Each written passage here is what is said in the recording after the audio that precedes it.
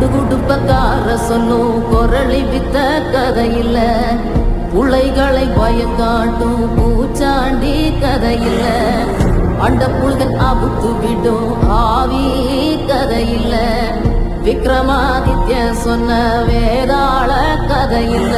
விளக்கு தெச்சா பூதம் வரும் அல்லாவுதீன் கதையில்ல இது தண்டட்டி கிளவி சொல்லும் தனியான கதைதானே